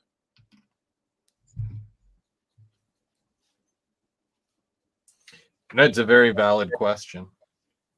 So all of this will be answered in the Rapido Mother and Slug GP9RM Masterclass with George Taylor coming up next month. That'll be cool. Well, Looking we forward will to get that. to ask him all the questions. I found it quite fascinating, actually. It brings a whole new level of operations when you actually like talk to a guy who does it for a living and knows what he's doing. Yeah, it's true. Because I mean, I just think they look For pretty. the Right? oh, for sure. But yeah, there's a lot of people who look to do that prototypical operation style. So they'll need that Well, I'll bet you information. there are a bunch of people that are going to buy these like mothers and slugs and just run them mainline freight. And it's like, no, that's not what they do. I mean, there's nothing Yeah. wrong with doing that. But so Randall says less fuel to burn, one less prime mover, and less to maintain. Yeah. So there you go. Yeah, I can see that. Yeah, there's usually a reason for everything. Yeah, it's usually got something to do with money. Yeah.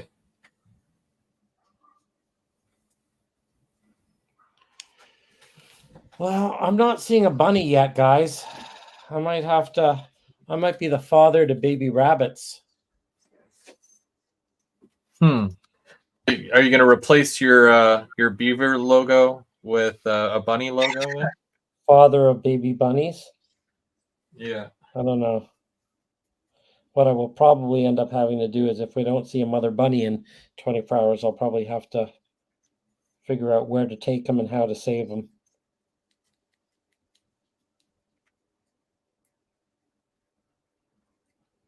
Yeah, I don't mean to sound cruel on that one, but wouldn't bunnies be like a dime a dozen? Are you advocating Mother Nature take her cruel?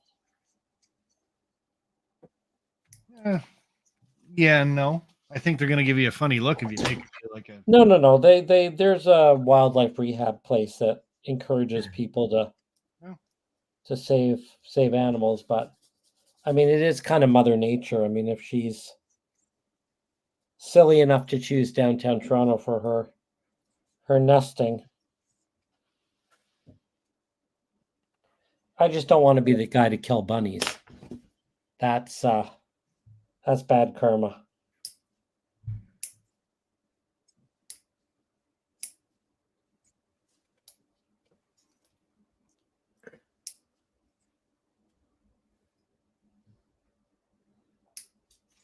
I've seen those used at an auto rack facility. I would think that at a large grain terminal it would work too. Yeah. Well, they have a couple out towards you, right, Sparky? Yeah, but they don't use well, slugs. Southern. They don't use the slug? I don't see any slugs around here anyway. They use GP3815s. They're still using the mother and slug, the CN mother and slugs at the Mac Yard. Yeah. And isn't there one that's like painted green? Like it's the heritage unit? I think I've seen that out in Brampton somewhere. Their intermodal yard. I don't know about that, but I know that I was standing on a bridge and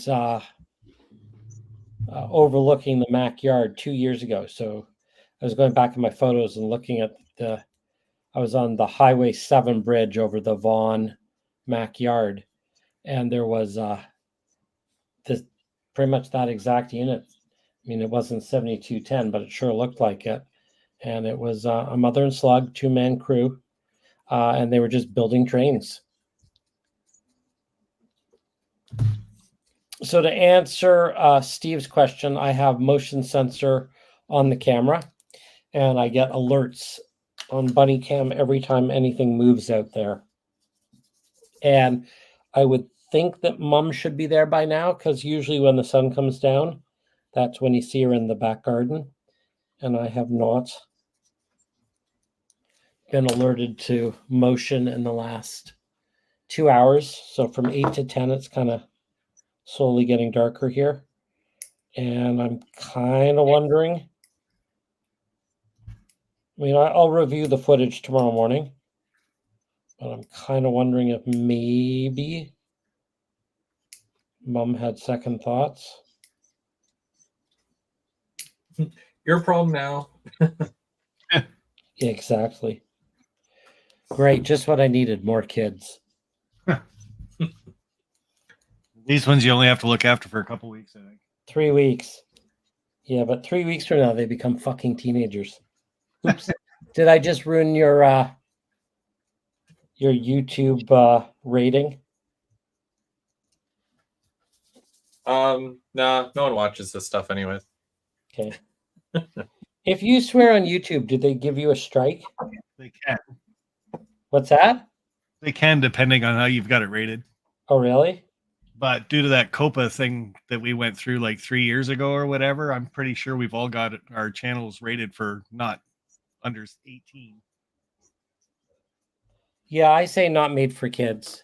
Yeah, so because there's excessive beer drinking on my channel.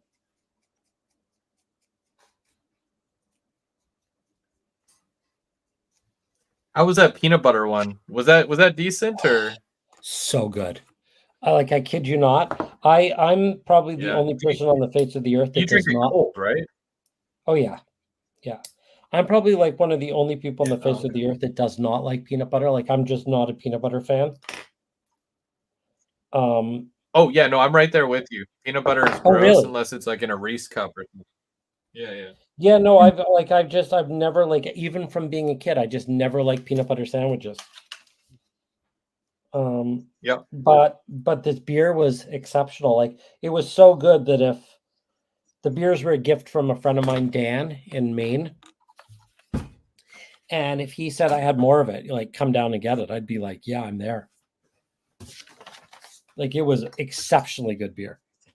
I was surprised. And usually like weird beers like that tend to be like more novelty than beer. You know, they're sweet and they're but this was a very good beer.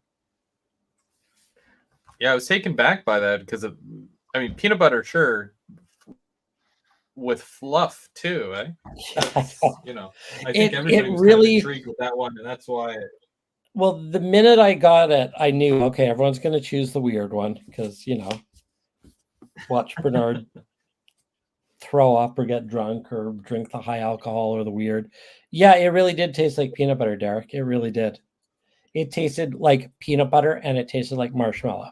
And you'd think that a peanut butter marshmallow tasting beer would be horrible. It was really good.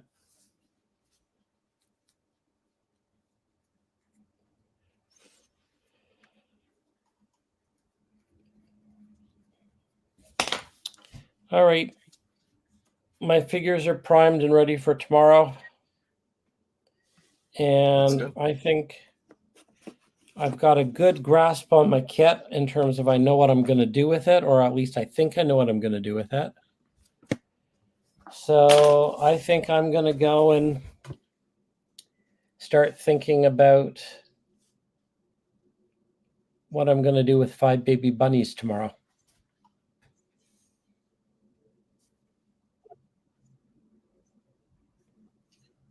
Sounds good. And at least you'll have something to do, you know, throughout the week there where you can kind of like chip away at it. Or yeah, I will definitely, I promise I will be next week. I'll be far more prepared, hopefully caught up. Now, are you guys going to work on it throughout the week, or are you going to save all your work for like on air? I'm going to save all mine for next week. Okay. So I can think about what I'm going to do again. Okay, so then what I'll probably do is I'll at least get my footprint sort of figured out and probably maybe, well, yeah, I'm hoping that I'll get caught up on at least like the priming to you guys.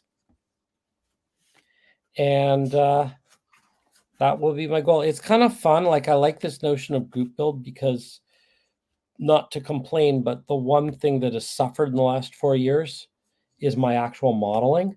So it's kind of fun to have a self-imposed deadline and to work along with you guys. And like a group build is great because you will actually build. Absolutely, yeah. Well, I mean, like between that and the fact, because I know that a lot of people will buy kits and they'll just, well, I'm gonna save it. I'm gonna save it.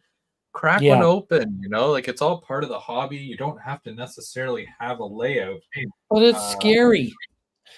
yeah, Well, I'm gonna say wood kits are scary. I've never done a wood kit like literally of Yeah. this magnitude. But yeah, you get me a plastic Walters kit, as bad as the instructions are, I'll still plug away and get it done. Yeah. yeah. But yeah, because of the group build and Chris, you bringing this up and getting the deal from my Nick and ITLA and stuff, I thought, what the hell? Like, and Nick's really good too. If you screw up a piece, he'll print it for you and he'll send it to you. Like, Yeah. that's the other thing too. When he said that, I'm like, you know what? I'm in. Like, if I can't screw it up, great on me. So Well, the other thing too is there's no such thing as screw ups because there really is a prototype for everything. So even if you think your brickwork is not the way you want it, I guarantee that there is brickwork that looks like that out there somewhere. So I'm going to be in the same boat. I'm going to probably cash it in and go back and see how my wife's doing. She, Good. just for people that don't know, she had a operation. What day? Wednesday. She had that Wednesday morning. So she's a little tender still. So Well, I hope she's she's good. She's good. It was a preventative operation. So, but just to show what I've done the mortar, painted mine gray and brown, and then the green stripes just to be different. Did the mortar lines with just a wet wash for white. And then I'm using this Weather Mix Rust stuff, oh yeah. alcohol based. I'm just trying to see that for a little bit of weathering and see how it's toning the color down and adding like a rust look to it. So Looks That good. looks really good. now I don't know if I'm going to get into the detail that Chris is getting into with each individual bricks and such, but be nice to see how he's making out on his. And that's the other thing that's going to be good about the group build too, is sit back and look what other people are doing. And like you said, you can't screw it up, so you can always go back and change things too, right? So Sparky, I think you have to paint each brick individually. That's what I read in the instruction book. you got a different It says book it. than I. Page 6. Yeah, Yeah, right here in bold. in 6. Page 6 in bold. I'm messing And with you. it's funny because I don't know why he put in, but it says Sparky has to paint each brick individually. Yeah, just for Oh, there it is too. Just Sparky. Oh, man. You guys had Nick do that on purpose. Yeah. Well, I hope Amy's feeling better. But she's doing okay. Like I said, she's tender and sore and Yeah. slow. So speedy recovery. All right. Well, I will let everyone know tomorrow if we had a bunny tonight. And thank you for doing this, Chris. Like, this is like the first time I've probably actually like even gotten close to modeling in the last 3 or 4 years. So this is going to be very fun. Absolutely. Yeah, no really problem. appreciate it. And thank you for joining, both of you, obviously. My pleasure. And we got a couple more guys that'll join in too, but we've done a couple of these in the past, not again to this magnitude, but yeah, I always have fun doing these, and I look forward to doing even more in the future because gets you doing stuff, learning new techniques and whatnot. So, well, how we grow. Sorry, hold yours up, Chris. Let's see how far you got.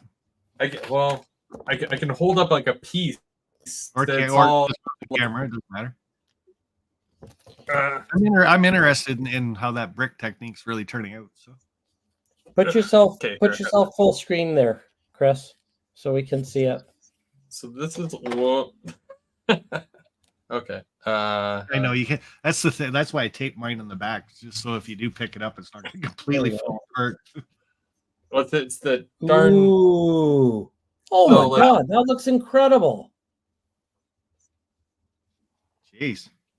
Oh man. But that's only with like the brown. So I still got to add the brighter colors and then wash it.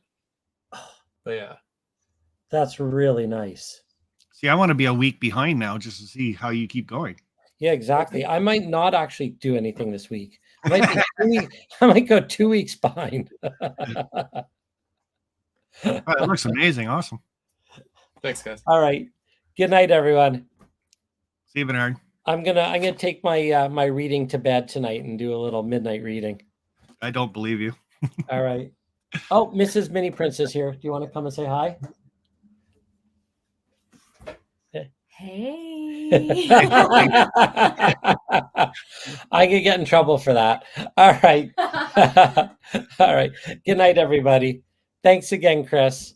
And I will talk to you guys this week. And if not, we will, I guess, same time, what, next Saturday at 8 o'clock? Yes, sir. Awesome. Thanks so much. No problem. Bye, everyone. Have a good night, everyone. Bye. All righty, we got rid of the riffraff.